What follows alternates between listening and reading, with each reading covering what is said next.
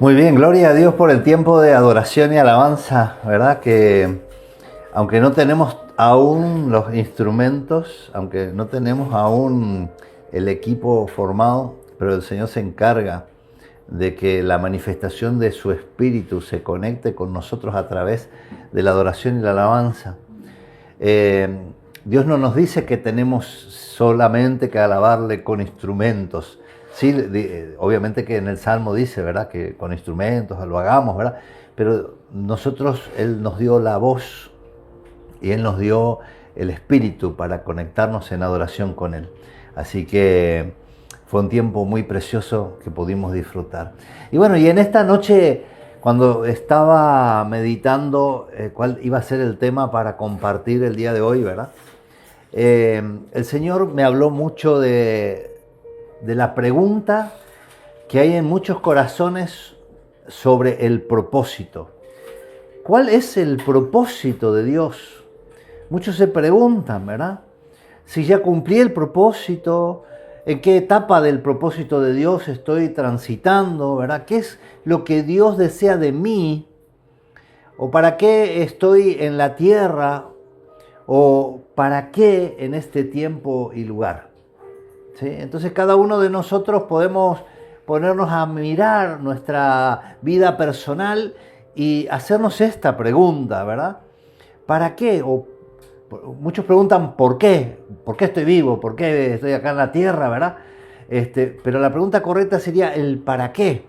¿Sí? Recuerden lo que hablamos cuando hablamos de finanzas, ¿verdad? De la provisión, que uno necesita un para poder tener provisión, necesita un necesita tener un porqué para la vida, ¿verdad? Y este es un propósito. Nosotros en los seminarios que por muchos años hemos dado, ¿verdad? Los seminarios de Bendiciendo Generaciones, que creo que la mayoría de ustedes han participado, en estos seminarios las personas encuentran la respuesta justamente a la necesidad de respuesta a la identidad y el destino, el propósito para la vida, ¿verdad? Muchas personas llegan a los seminarios, muchas personas llegan incluso a las iglesias, muchas personas llegan a los pies de Cristo sin tener un sentido real para sus vidas, ¿verdad? Y en estos seminarios que nosotros tenemos, a los cuales también invitamos a los que están viéndonos de manera virtual, comuníquense con nosotros, averigüen, y nosotros vamos a estar gestionando y generando estos seminarios. Ya tenemos agenda en otros puntos del país, pero usted consulte, porque son herramientas inspiradas por Dios, que están preparadas para llegar a traer respuestas no humanas, no técnicas, sino respuestas que vienen de un encuentro, de la propiciación de un espacio donde podemos conectarnos con el Espíritu Santo de Dios y recibir directamente de parte de Él, no de un hombre como se hace normalmente en la consejería, ¿verdad? Donde el consejero le dice, bueno, ¿sabes qué? En esta semana tenés que hacer esto, paso 1, paso 2, paso 3, sino con la inspiración del mismo Espíritu Santo, que trae las respuestas específicas, que ni el consejero, ni muchas veces el pastor puede conocer y saber que es tu necesidad, ¿verdad? Entonces allí las personas encuentran las respuestas específicas y cuando uno empieza a tener respuestas, también se empieza a restablecer la identidad y el propósito de las personas desde el interior, desde la profundidad de la persona, ¿sí? Y entonces uno empieza a restaurar su vida conforme al plan y al propósito que Dios verdaderamente tenía, porque muchas veces nosotros en el caminar de la vida nos hemos desviado de esos proyectos divinos y terminamos teniendo un montón de consecuencias en el camino, pero Dios devuelve nuevamente el sentido y el propósito a las personas en esencia. Pero muchas veces aún, ¿verdad? Y aquí nos encontramos muchos, ya hemos pasado por estos procesos. Ya no estamos como ese que llegó a los pies de Cristo y dice, no sé para qué existo, ¿verdad? Ya encontró un sentido, pero no está encontrando todavía, ya fortaleció su identidad, pero no está encontrando todavía, está en una búsqueda de lo que Dios quiere en este tiempo para nosotros de manera personal, ¿sí? Dios tiene, claro, obviamente proyectos y planes de gran escala, ¿verdad? Los proyectos de reino. Dios tiene planes que Él quiere para toda la creación, pero también tiene planes que son específicos para cada uno de nosotros. Nosotros no fuimos solamente creados para trabajar, no solo para trabajar de manera esforzada.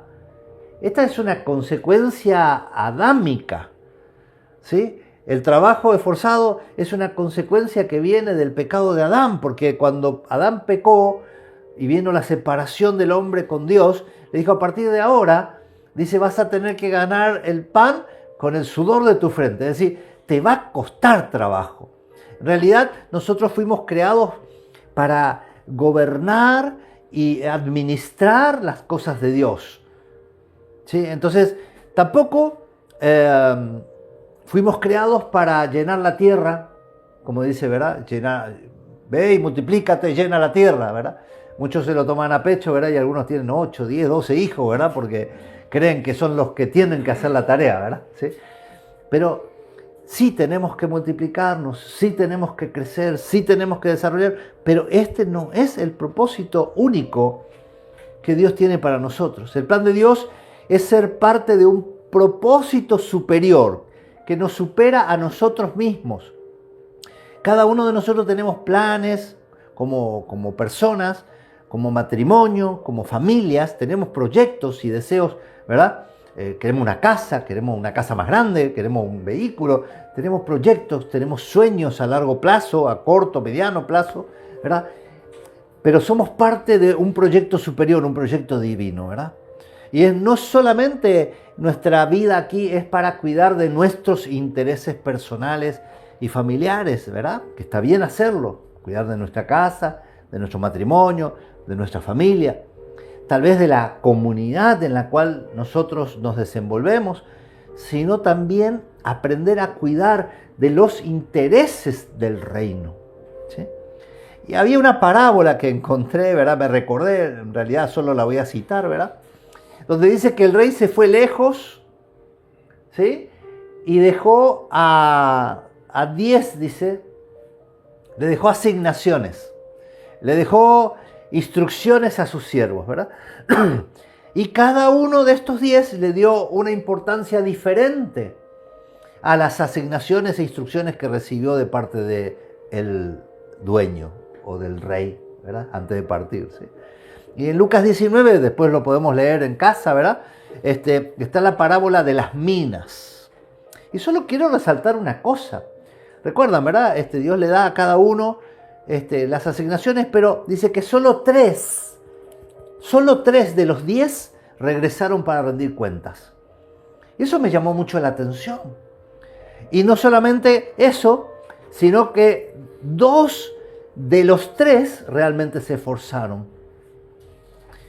El tercero simplemente devolvió lo que le habían puesto en sus manos sin uso. Así que esto quiere decir que la mayoría de los pobladores del reino no escuchan las instrucciones, no obedecen a las asignaciones o simplemente no le interesa ser parte del desarrollo y del crecimiento del reino. Y esto es preocupante, ¿sí? Si estaban interesados en recibir los beneficios del reino, porque seguramente para ir a cobrar el salario estaban los 10, ¿sí? Para ir a buscar la bolsa de alimentos estaban los 10, ¿sí? Para recibir, no sé, otras cosas estaban los 10. Pero cuando se trataba de hacer crecer el reino, solo unos pocos tomaron en serio las palabras que habían recibido. Y esta mayoría sigue simplemente, esta mayoría me refiero a estos 8, ¿verdad? Sigue simplemente existiendo, escondiéndose cuando se van a recibir las instrucciones, perdidos, sin entender el reino, sumidos en su propio estatus. Entonces yo decidí ponerle como título a este mensaje, Indiana Jones en búsqueda de lo que se había perdido. Ese es el título de este mensaje. Y para eso quiero invitarlos a ir a las Escrituras en el libro de Mateo, capítulo 9. Vamos a ir a los versos 35 al 38.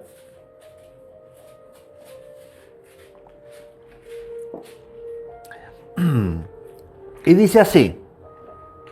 Aquí estaba Jesús, verso 35. Dice, recorría Jesús todas las ciudades y aldeas, enseñando en las sinagogas de ellos y predicando el evangelio del reino y sanando toda enfermedad y toda dolencia en el pueblo. Y al ver las multitudes, tuvo compasión de ellas, porque estaban desamparadas y dispersas como ovejas que no tienen pastor. Entonces dijo a sus discípulos, a la verdad, la mies es mucha, mas los obreros pocos. Rogad pues al Señor de la mies que envíe obreros a su mies. Oremos nuevamente.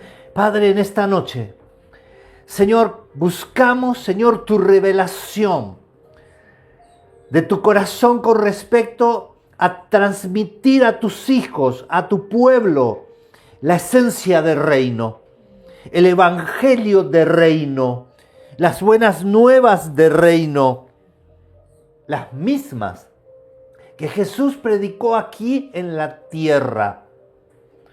No un evangelio limitado, no un evangelio estructurado, ni tampoco un evangelio suavizado, sino un evangelio de reino.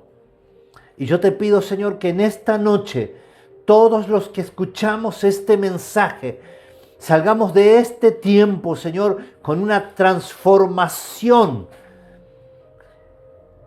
en nuestro corazón y en nuestra mentalidad y sobre todo en nuestro espíritu. Te doy gracias, Señor. Háblanos, Padre, en el nombre de Jesús. Amén.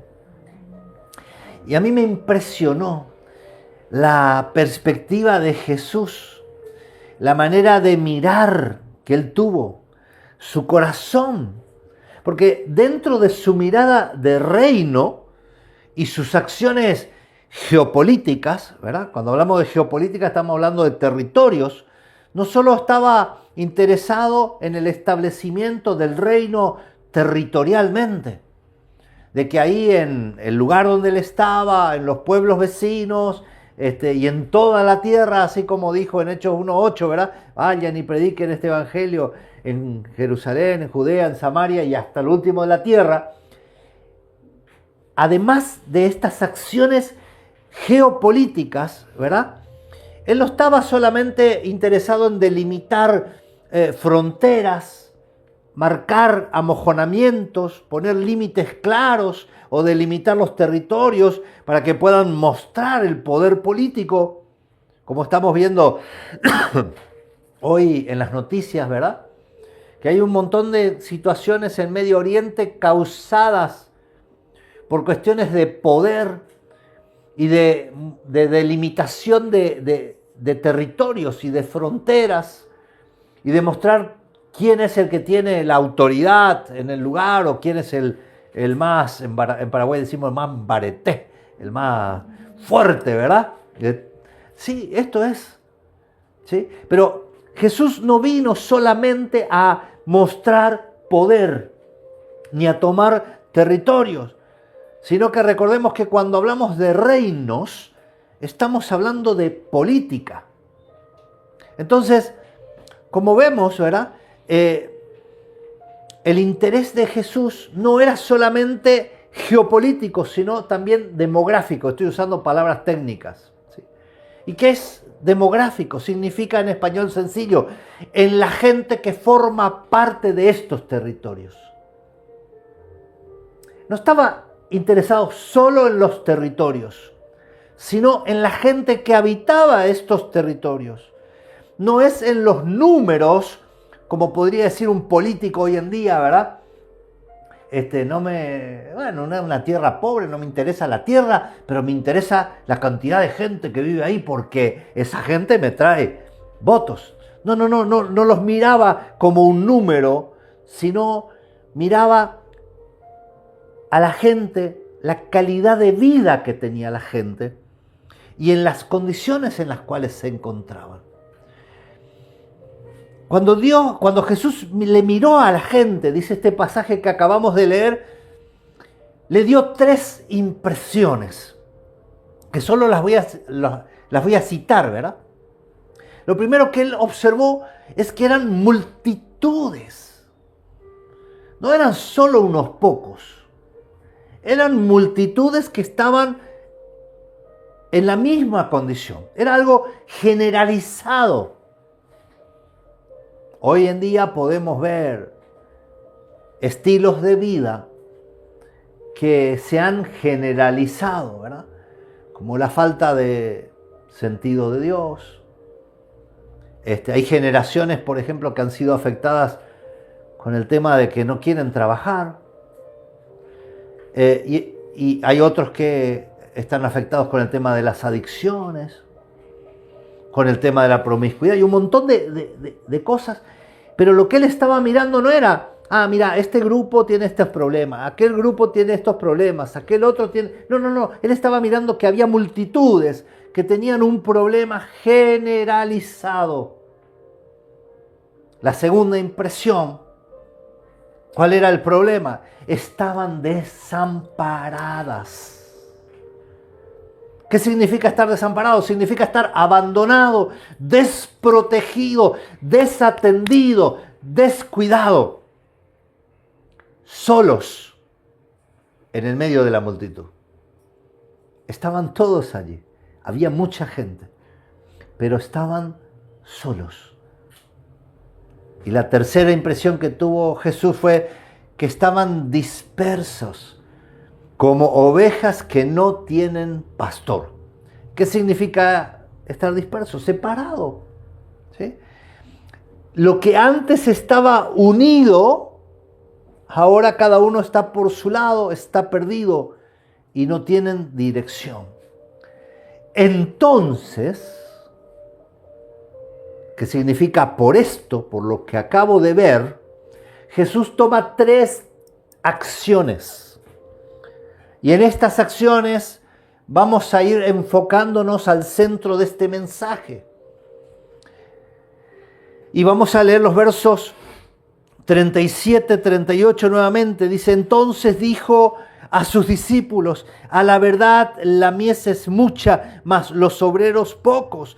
Rogad pues al Señor de la mies que envíe obreros a su mies. Esta es la realidad, dice. Y esta es la solución. ¿Cuál es la solución? Más obreros. ¿Cómo los obtenemos? Y les da la respuesta. Oración. Creo que primeramente necesitamos ponernos los lentes de Jesús y ver cómo Él ve y entender cómo Él entiende y sobre todo sentir lo que Él sintió, que más allá de la compasión, por lo que vi, era un sentido de urgencia.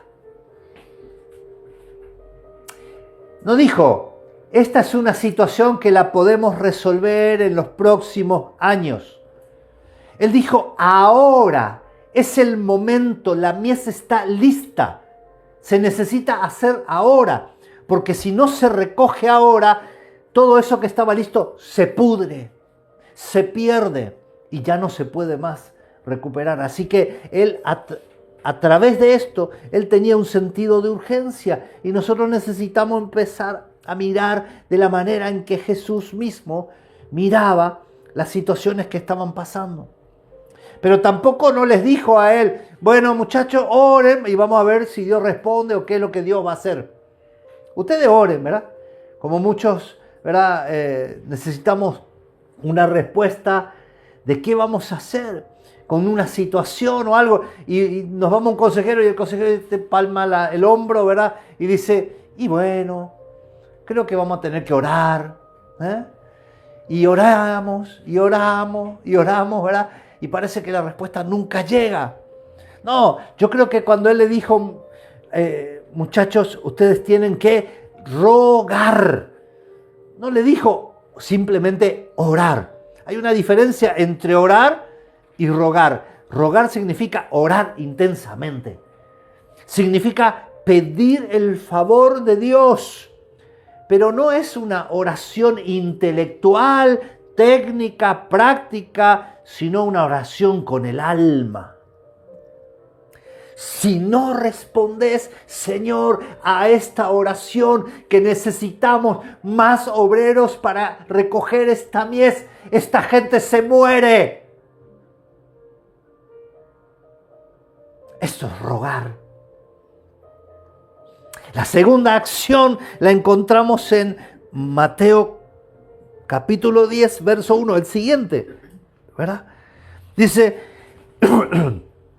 entonces, llamando a sus 12 discípulos, les dio autoridad sobre los espíritus inmundos para que los echasen fuera y para sanar toda enfermedad y toda dolencia. Entonces significa que Jesús mismo los empodera, les da autoridad. ¿Y qué clase? La misma que él tenía. Porque en los versículos anteriores, cuando empezamos a leer, dice que él iba sanando toda enfermedad y dolencia en el pueblo. Y les da este mismo poder y esta misma autoridad. Y esta es una de las oraciones contestadas más rápido por el cielo. Les dice, el Padre ya proveyó los primeros 12 obreros. Aleluya. ¿Cuánto dicen gloria a Dios? Amén. Les dijo, rueguen al Padre que envíe los obreros. Y cuando ellos terminan de orar con pasión, Jesús los empodera. Y Dios provee los primeros obreros que van a ir por esta mies. ¿No son suficientes? No lo sabemos. No dice cuántos se necesitan para recoger tanta mies. Solo dice que se necesitan más obreros. ¿Sí? Entonces muchas veces nosotros nos preocupamos porque somos pocos, o porque tenemos pocos obreros, o porque pocas manos a la obra, como se dice. Pero Dios no nos dice necesitan 100 o 500, sino simplemente dicen necesitan más obreros. Estos que primero recibieron la respuesta de la oración y luego fueron empoderados, ahora recibieron un entrenamiento intensivo y recibieron las armas, los dones, el uniforme, por así decirlo, ¿verdad? Hasta ese día eran cadetes de la escuela del ejército y ahora ya son graduados. Ahora ya tienen birrete, ya tienen su autoridad. Tercera acción, verso 5 del capítulo 10.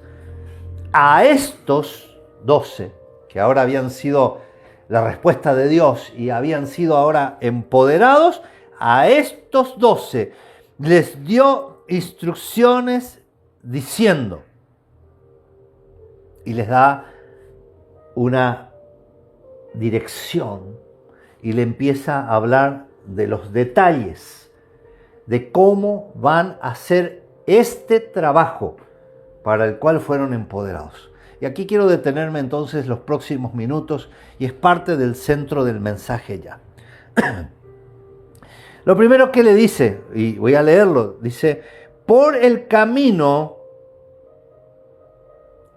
antes de eso, Jesús vio que había multitudes, que hay mucha necesidad, que hay mucho territorio por recorrer, pero otra vez Él no está interesado en los territorios, sino en la gente que está allí.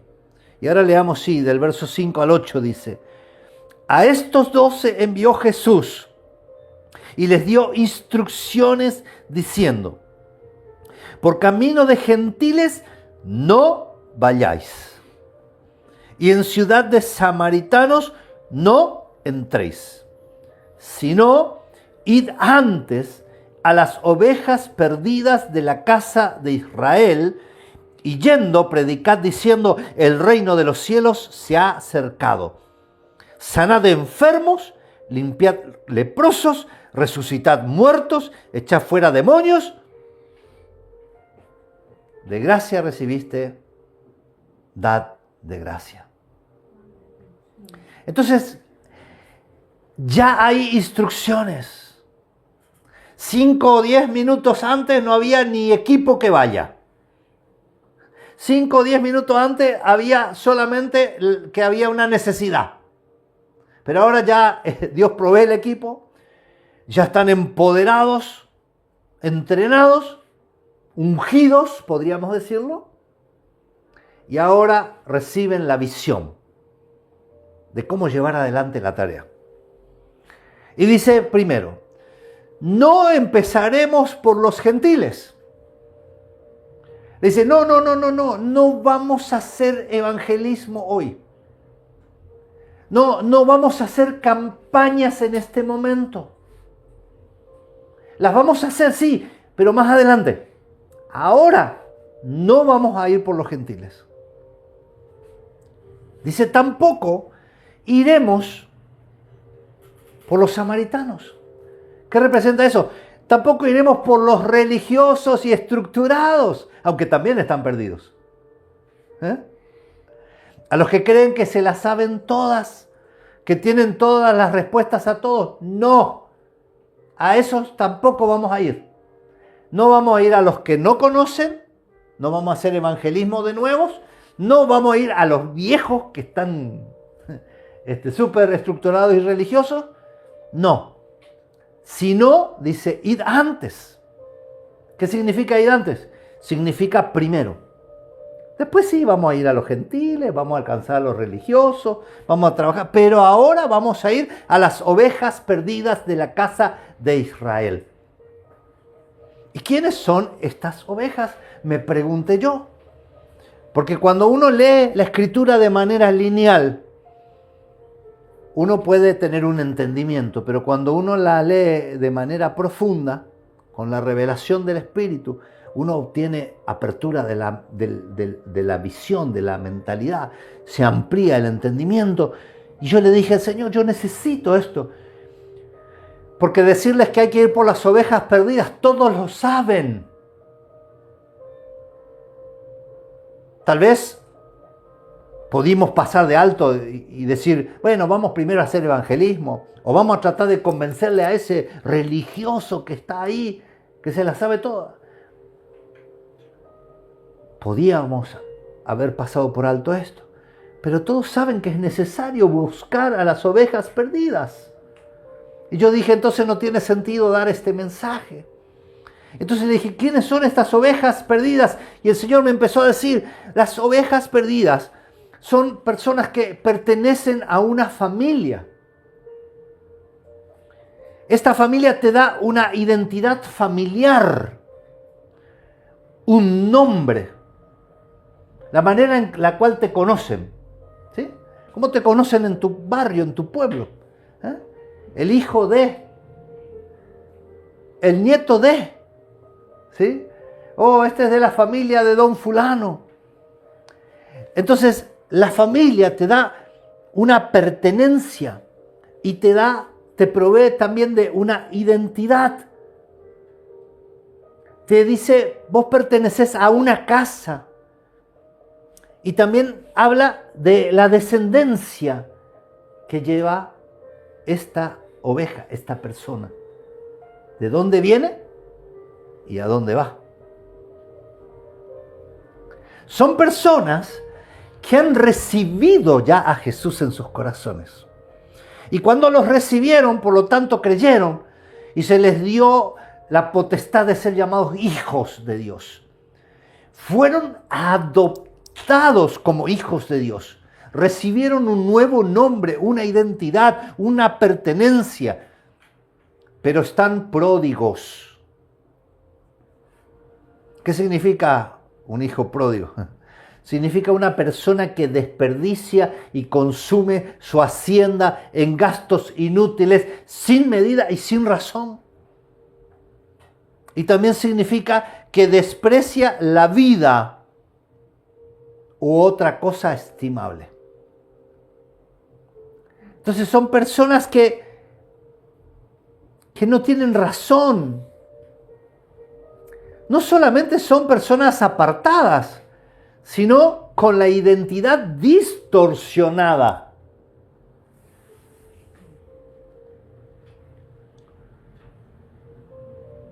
Me viene esto cuando uno se enoja, ¿verdad? A veces cuando uno era niño, ¿verdad? Me vienen algunos pensamientos de cuando era niño, ¿verdad? Me enojaba a veces con mi papá y yo decía, yo no me quiero llamar el hijo de mi papá. No quiero tener el nombre Rodríguez, ¿verdad? ¿Sí? Porque me enojaba, ¿sí? Claro, después eso se me pasaba, ¿verdad? Y yo seguía siendo el mismo, ¿verdad? El Rodríguez, ¿verdad? Pero a veces viene esto en el corazón y uno quiere como cortar. Quiere desapegarse de esa línea natural generacional. Las emociones juegan un papel ahí muy importante, ¿verdad? Son personas que como tienen la identidad distorsionada, no han apreciado ni valorado la salvación. Y como no tienen una identidad definida, no se identifican con la casa. Pues hay un problema con los huérfanos. Porque ya fueron solos o abandonados o dejados.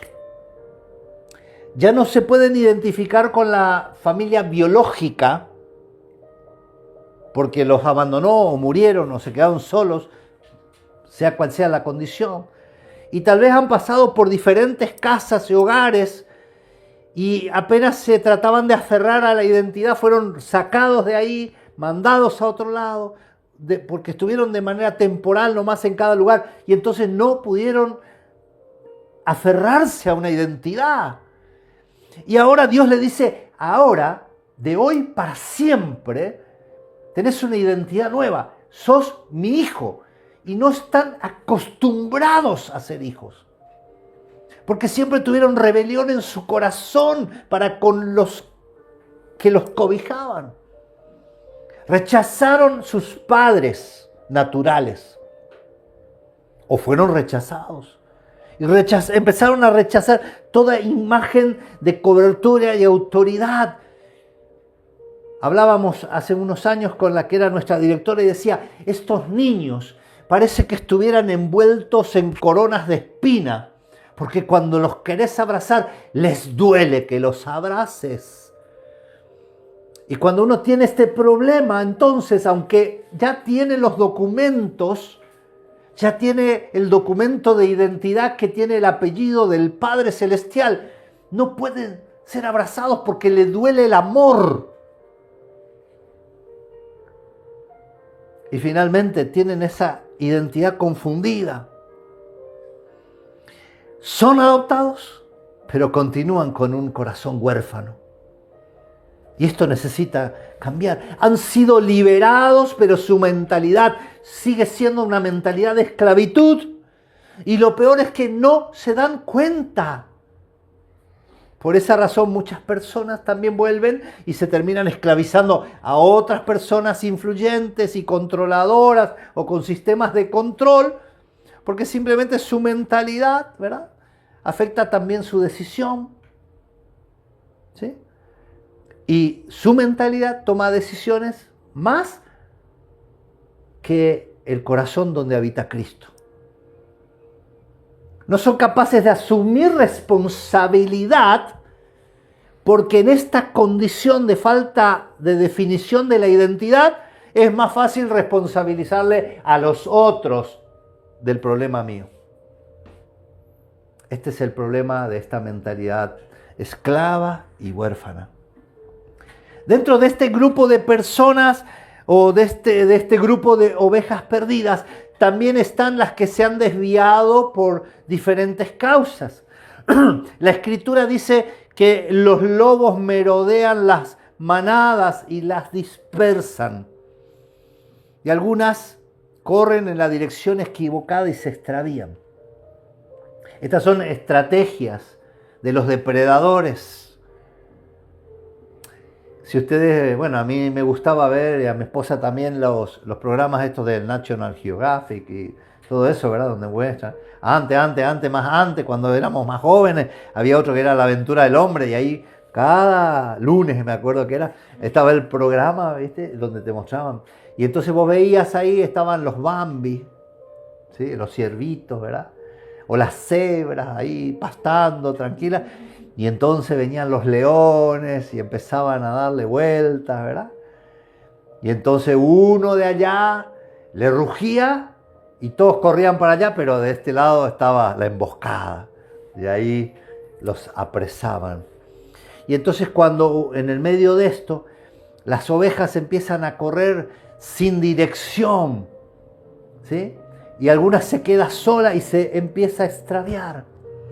Y entonces descubrí que el temor y la inseguridad en el corazón se vuelven detonantes de malas decisiones.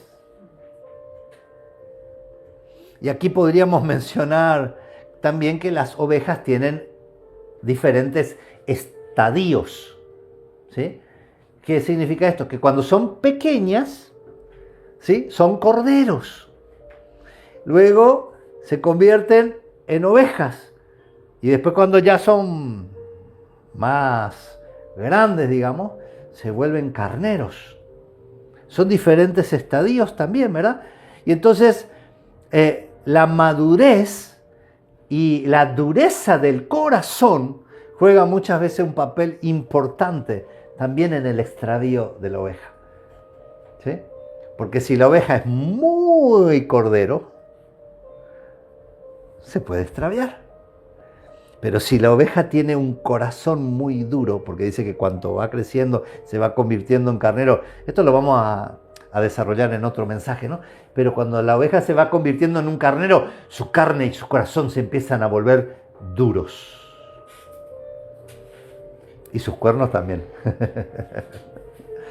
Otra causa del extravío es cuando una oveja está herida. Puede ser por una caída, puede ser por la incursión de los enemigos en la manada.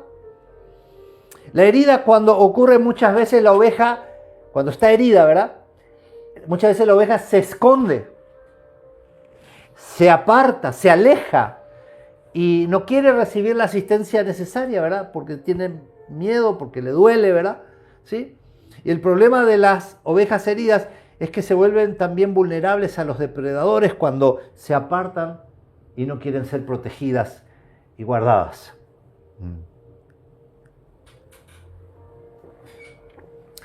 Creo que hay muchas ovejas de estas clases que estamos mencionando en esta noche.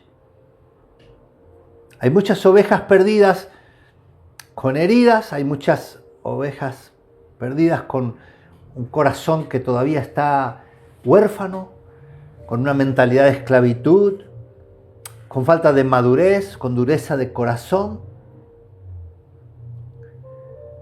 El problema es que no solo se habla de lo físico y emocional, sino también de lo espiritual.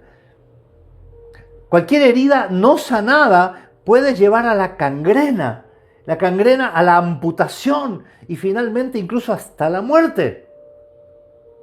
Un simple raspón sin atención es cultivo para los gusanos.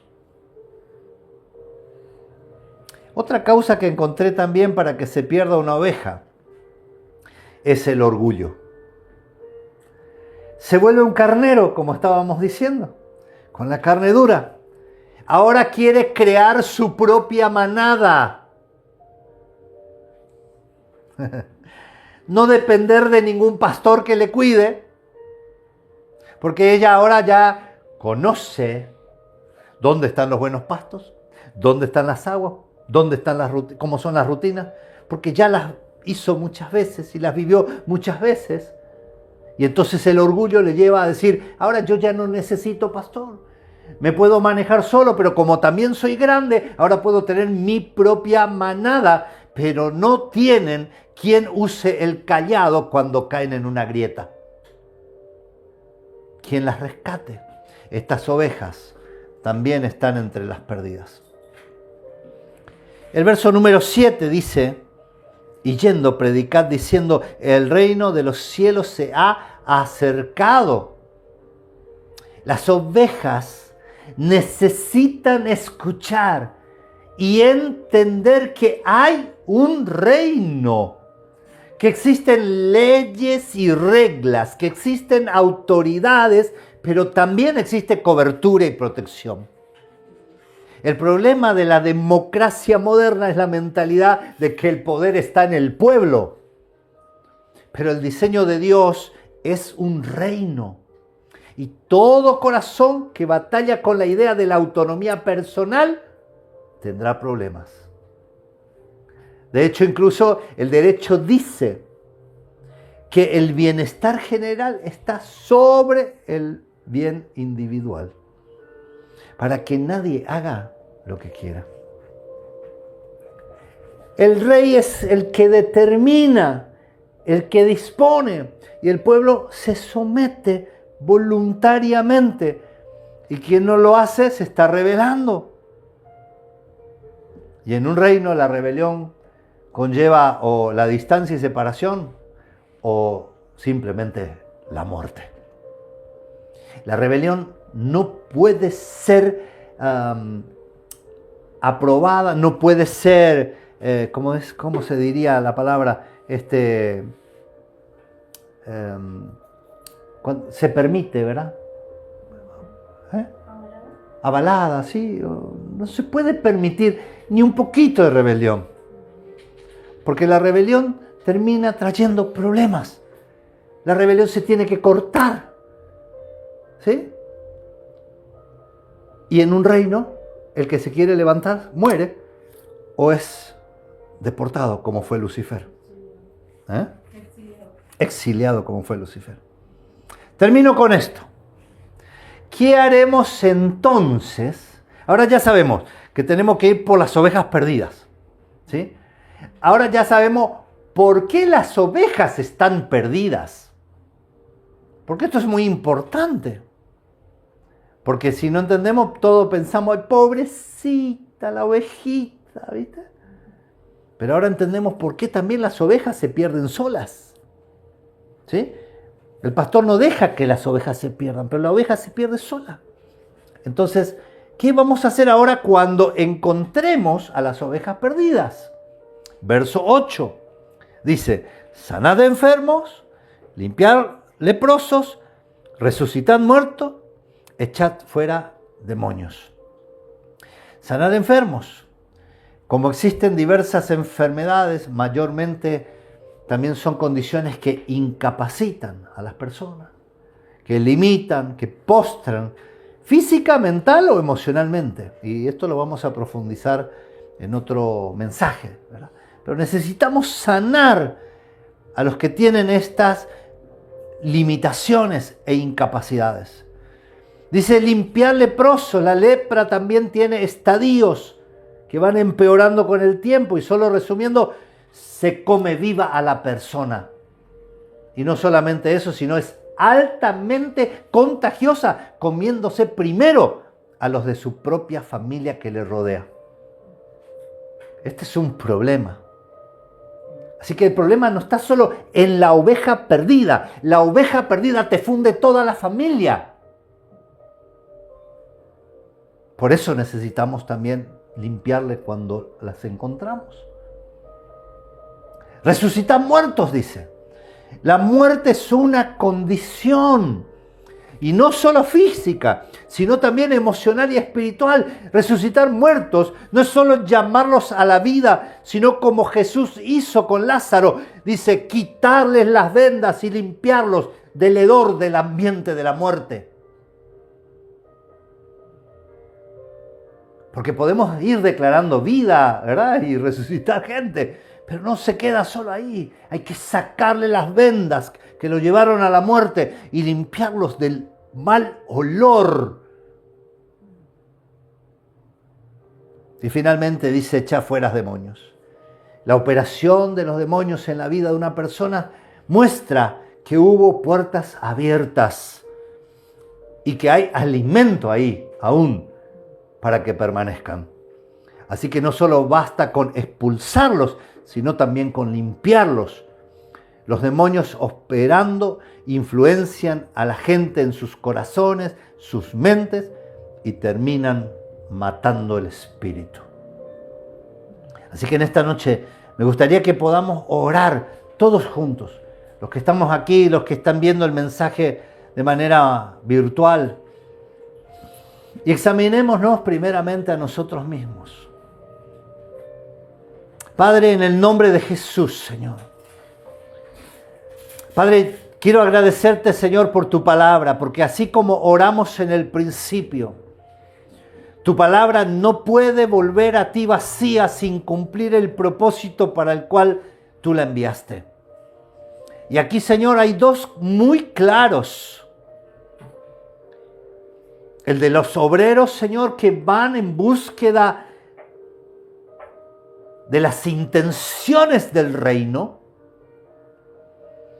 Y también están las ovejas.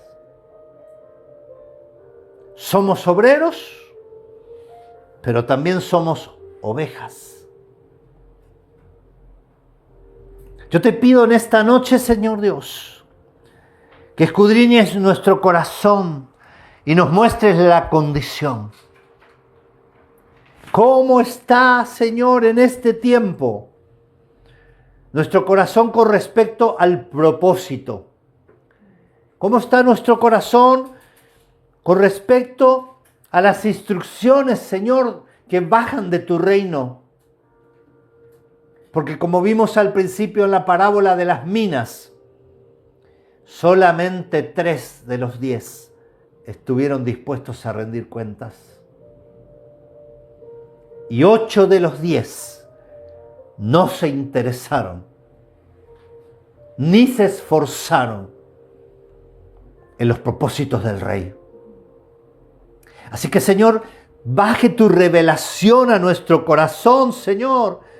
Porque si hay rebelión en nuestro interior, si hay resistencia en nuestro interior a tus planes y propósitos, oh Dios, necesitamos ser corregidos, necesitamos ser limpiados, necesitamos, Señor, que lo cojo de nosotros no se salga del camino.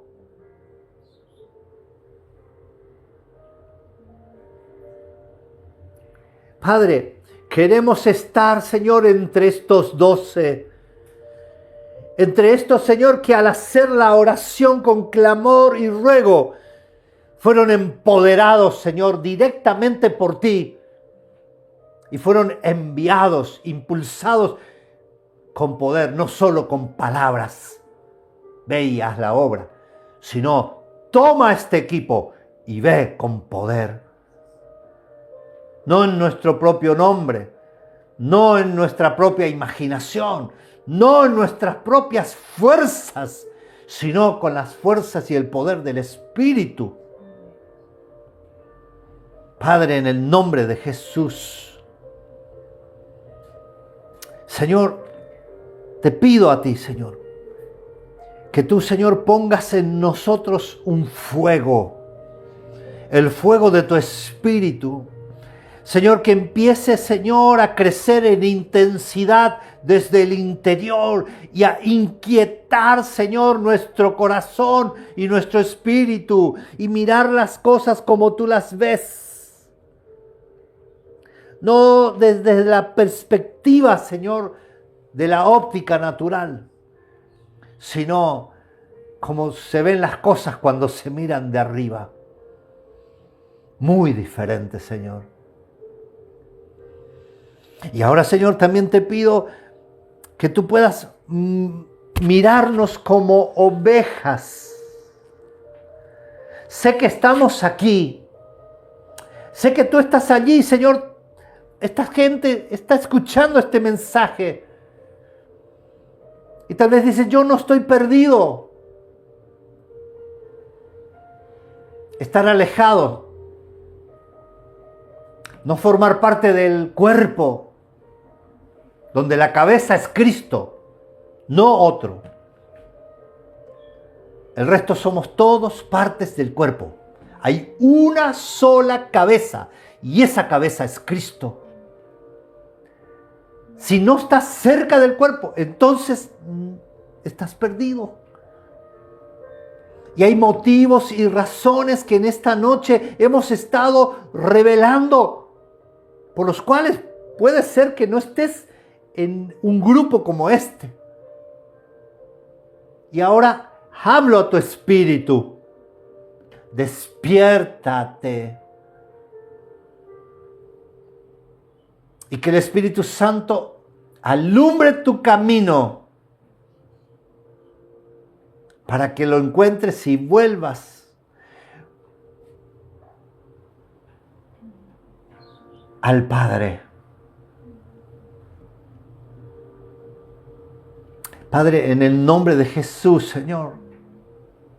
En el nombre de Jesús, Señor. Yo sé que las heridas, las situaciones mal resueltas, muchas vienen del pasado por cosas que no se pudieron resolver antes. Que vienen tal vez, Señor, de la niñez o de la familia de origen. Que causaron en el corazón una distorsión de esta identidad y que no permiten disfrutar de los beneficios de ser un hijo, de los beneficios de haber sido adoptados por ti. Y viven como hijos mendigos. Y viven como hijos huérfanos. Y viven solos en el medio de la multitud. Así que Padre, en el nombre de Jesús, Señor, en esta noche yo oro para que cada uno que te ha aceptado y que está escuchando este mensaje pueda caer la revelación en su corazón y crear la transformación de la identidad. Que no es solamente un documento y un papel que dice sos hijo de fulano y sultano y nunca existieron o te abandonaron o te dejaron o murieron o se fueron o no les conociste, sino que este documento dice eres mi hijo aquí en esta tierra y hasta la eternidad. No eres solo hijo hasta los 18, hasta que cumples la mayoría de edad, hasta que te casas, hasta que te vas de la casa de los padres. Esa es una visión limitada de la verdadera paternidad. Eres hijo de un Padre eterno. Por lo tanto, eres un hijo eterno. Toca su corazón, Señor, en el nombre de Jesús. Impregna, Señor, tu olor de Padre. Impregna, Señor, tu identidad, Señor Dios. Y toda mentira, toda herida y aún la misma muerte emocional, ahora sea llamada a vida. Sean quitadas las vendas y sea limpiado el olor de la orfandad. Yo te agradezco, Señor, por esta noche. Te agradezco, Señor, por tu palabra. Y te agradezco por tu vida que está allí, Señor. Que está escuchando este mensaje, que lo está recibiendo. Porque sé que para ti no hay límites. No es solo esta noche, no es solo este día, no es solo este lugar. Porque las ovejas perdidas necesitan que el pastor, el padre, vaya a buscarlas hasta el rincón donde están, en la grieta de la peña, y la agarre con el cayado y la levante y la rescate. La oveja perdida no está en el templo. La oveja perdida no está en el grupo de crecimiento. La oveja perdida está perdida.